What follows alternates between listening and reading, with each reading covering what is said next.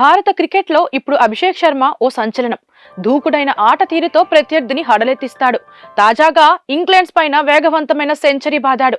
సిక్స్లతో వర్షం కురిపించాడు. ఇటు బౌలింగ్స్ లోనూ 2 వికెట్లు తీసి ప్లేయర్ ఆఫ్ ది మ్యాచ్ గా నిలిచాడు. భారత క్రికెట్ జట్టు మరో టీ20 సిరీస్ గెలిచింది. సొంత గడ్డపై ఇంగ్లాండ్ తో జరిగిన 5 మ్యాచ్ల సిరీస్ ను 4-1 లీడ్ తో సొంతం చేసుకుంది. ఆదివారం ముంబైలోని వాంఖడే స్టేడియంలో జరిగిన 5వ టీ20లో గెలిచిన టీమిండియా బ్యాటింగ్, బౌలింగ్ లో పూర్తిగా ప్రత్యర్థిని డామినేట్ చేసింది. భారత ఓపెనర్ అభిషేక్ శర్మ కేవలం 54 బంతుల్లో 135 పరుగులు చేశాడు. దీంతో ముందు బ్యాటింగ్ చేసిన భారత్ 9 వికెట్లకు 247 స్కోర్ చేసింది. చేజింగ్ లో ఇంగ్లాండ్ 10.3 ఓవర్లలో కేవలం 97 పరుగులకే ఆల్అౌట్ అయింది. ఈ మ్యాచ్ లో అగ్రెసివ్ బ్యాటింగ్ తో భారీ స్కోర్ చేసిన అభిషేక్ శర్మ అనేక రికార్డులను బ్రేక్ చేశాడు. ఈ యువ బ్యాటర్ బయోగ్రఫీ ఏంటో ఈ వీడియోలో తెలుసుకుందాం. అభిషేక్ శర్మ అతి తక్కువ కాలంలోనే క్రికెట్ ప్రపంచంలో చాలా ఫేమస్ అయ్యాడు. సెప్టెంబర్ 4, 2000న పంజాబ్ లోని అమృత్సర్ లో మంజు శర్మ, రాజ్ కుమార్ శర్మలకు జన్మించారు. వీరికి 3 సంతానం. అతను ముగ్గురిలో చిన్నవాడు. ఇతనికి 2 అక్కలు కోమల్, సోనియా ఉన్నారు. అభిషేక్ ఢిల్లీ పబ్లిక్ స్కూల్ నుండి తన పాఠశాల విద్యను పూర్తి చేశాడు. అతను చిన్నప్పటి నుండి శుభ్మాన్ గిల్ కి స్నేహితుడని తెలుస్తుంది. వారు అండర్-14లో పంజాబ్ కు ఇన్నింగ్స్ ను ప్రారంభించేవారని సమాచారం. అలా అభిషేక్ కి క్రికెట్ అంటే ఇష్టమని తెలుస్తుంది. కోవిడ్-19 లాక్డౌన్ వ్యవధిలో శర్మకు కోచింగ్ ఇవ్వడంలో యువరాజ్ సింగ్ కీలక పాత్ర పోషించాడు. విను మన్కర్ ట్రోఫీలో పంజాబ్ తరపున అండర్-19 అరంగేట్రంలో సెంచరీతో అభిషేక్ శర్మ మొదట వెలుగులోకి వచ్చాడు. అతను 2016లో U19 ఆసియా కప్ లో భారతదేశాన్ని విజయపథంలో నడిపించాడు. 2018 U19 ప్రపంచ కప్ లో అంతర్భాగంగా ఉన్నాడు. లెఫ్ట్ హ్యాండ్ స్పిన్ బౌలింగ్ చేయగల hard hitting lower order batsmen శర్మను 2018లో ఢిల్లీ డేర్ డెవిల్స్ జట్టులోకి తీసుకుంది. అతను కేవలం 3 గేమ్లు ఆడాడు.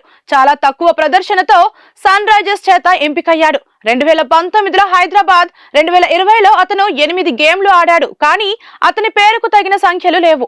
ఈ సంవత్సరం కూడా అతను ఆరెంజ్ ఆర్మీ కోసం కనిపించనున్నాడు. అయితే తాజాగా తన ఇన్నింగ్స్ పై అభిషేక్ మాట్లాడుతూ తన mentor Yuvraj Singh, head coach Gautam Gambhir ఆకాంక్షను నెరవేర్చేందుకు ప్రయత్నిస్తున్నట్లు తెలిపాడు.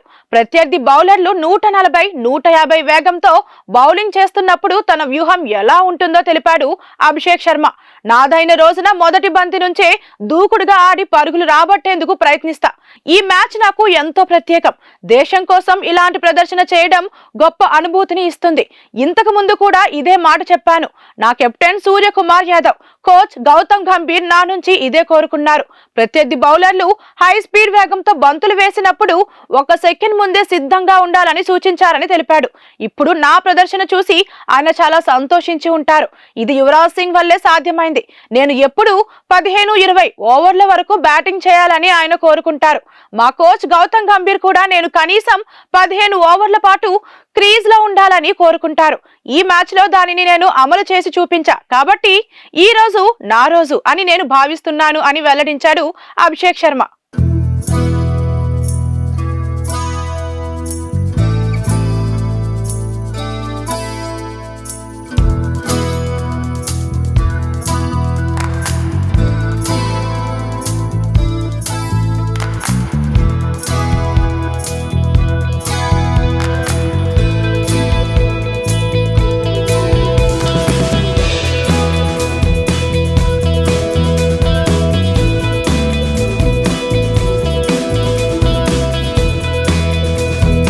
భారత క్రికెట్లో ఇప్పుడు అభిషేక్ శర్మ ఓ సంచలనం.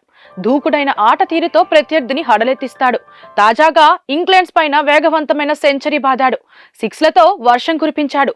ఇటు బౌలింగ్స్ లోనూ 2 వికెట్లు తీసి ప్లేయర్ ఆఫ్ ది మ్యాచ్ గా నిలిచాడు. భారత క్రికెట్ జట్టు మరో టీ20 సిరీస్ గెలిచింది. సొంత గడ్డపై ఇంగ్లాండ్ తో జరిగిన 5 మ్యాచ్ల సిరీస్ ను 4-1 లీడ్ తో సొంతం చేసుకుంది. ఆదివారం ముంబైలోని వాంఖడే స్టేడియంలో జరిగిన 5వ టీ20లో గెలిచిన టీమిండియా బ్యాటింగ్, బౌలింగ్ లో పూర్తిగా ప్రత్యర్థిని డామినేట్ చేసింది. భారత ఓపెనర్ అభిషేక్ శర్మ కేవలం 54 బంతుల్లో 135 పరుగులు చేశాడు. దీంతో ముందు బ్యాటింగ్ చేసిన భారత్ 9 వికెట్లకు 247 స్కోర్ చేసింది. చేజింగ్ లో ఇంగ్లాండ్ 10 1.3 ఓవర్లలో కేవలం 97 పరుగులకే ఆల్అౌట్ అయింది. ఈ మ్యాచ్ లో అగ్రెసివ్ బ్యాటింగ్ తో భారీ స్కోర్ చేసిన అభిషేక్ శర్మ అనేక రికార్డులను బ్రేక్ చేశాడు. ఈ యువ బ్యాటర్ బయోగ్రఫీ ఏంటో ఈ వీడియోలో తెలుసుకుందాం. అభిషేక్ శర్మ అతి తక్కువ కాలంలోనే క్రికెట్ ప్రపంచంలో చాలా ఫేమస్ అయ్యాడు. సెప్టెంబర్ 4, 2000న పంజాబ్ లోని అమృత్సర్ లో మంజు శర్మ, రాజ్ కుమార్ శర్మలకు జన్మించారు. వీరికి 3 సంతానం.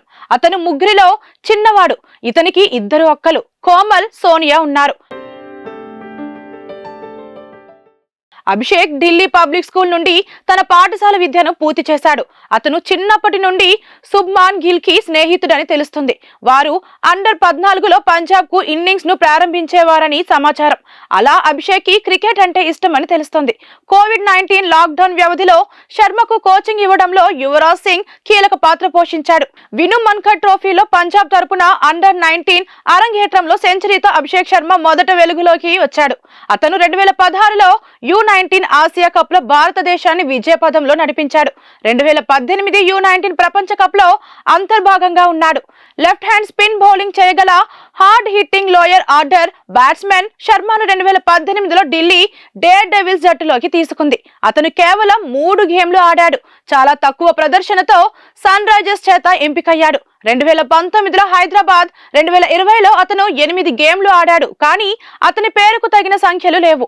ఈ సంవత్సరం కూడా అతను ఆరెంజ్ ఆర్మీ కోసం కనిపించనున్నాడు. అయితే తాజాగా తన ఇన్నింగ్స్ పై అభిషేక్ మాట్లాడుతూ తన mentor Yuvraj Singh, head coach Gautam Gambhir ఆకాంక్షను నెరవేర్చేందుకు ప్రయత్నిస్తున్నట్లు తెలిపాడు. ప్రత్యర్థి బౌలర్లు 140, 150 వేగంతో బౌలింగ్ చేస్తున్నప్పుడు తన వ్యూహం ఎలా ఉంటుందో తెలిపాడు అభిషేక్ శర్మ. నాదైన రోజున మొదటి బంతి నుంచే దూకుడుగా ఆడి పరుగులు రాబట్టేందుకు ప్రయత్నిస్తా. ఈ మ్యాచ్ నాకు ఎంతో ప్రత్యేకం. దేశం కోసం ఇలాంటి ప్రదర్శన చేయడం గొప్ప అనుభూతిని ఇస్తుంది. ఇంతకు ముందు కూడా ఇదే మాట చెప్పాను. నా కెప్టెన్ సూర్యకుమార్ యాదవ్, కోచ్ గౌతమ్ గంభీర్ నా నుంచి ఇదే కోరుకున్నారు. ప్రత్యర్థి బౌలర్లు హై స్పీడ్ వేగంతో బంతులు వేసినప్పుడు 1 సెకండ్ ముందే సిద్ధంగా ఉండాలని సూచించారని తెలిపాడు. ఇప్పుడు నా ప్రదర్శన చూసి ఆయన చాలా సంతోషించి ఉంటారు. ఇది యువరాజ్ సింగ్ వల్లే సాధ్యమైంది. నేను ఎప్పుడు 15-20 ఓవర్ల వరకు బ్యాటింగ్ చేయాలని ఆయన కోరుకుంటారు. మా కోచ్ గౌతమ్ గంభీర్ కూడా నేను కనీసం 15 ఓవర్ల పాటు క్రీజ్ లో ఉండాలని కోరుకుంటారు.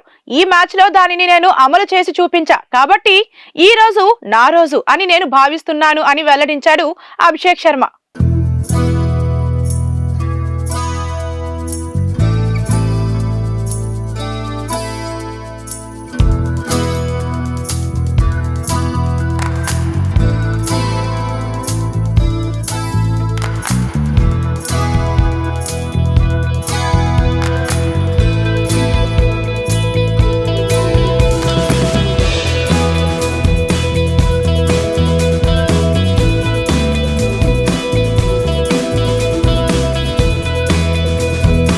Hi friends, thank you for watching this video. ఈ వీడియో కనుక మీకు నచ్చినట్లయితే దయచేసి లైక్ చేయండి, షేర్ చేయండి. ముఖ్యంగా మా ఛానల్ 24/7 న్యూస్ టీవీని సబ్స్క్రైబ్ చేసుకోండి. ఆ తర్వాత మీ విలువైన అభిప్రాయాల్ని, మార్పులు, చేర్పులు, కావాల్సిన వీడియో ఏమన్నా ఉంటే మన వీడియో కింద కామెంట్ సెక్షన్లో కామెంట్ రూపంలో తెలియజేయండి. నమస్కారం, సాయిదంచిక మాట్లాడుతున్నాను. ప్లీజ్ సబ్స్క్రైబ్, షేర్, లైక్ చేయండి 24/7 టీవీ ఛానల్. హాయ్ నమస్తే, నేను మీ Sonia Akula. Please subscribe to 24/7 news TV. Hi అండి, అందరికీ నమస్తే. నేను Mankota Prasad. Please do subscribe 24/7 news TV. Political, entertainment and infotainment updates కోసం like, share, subscribe 24/7 news TV.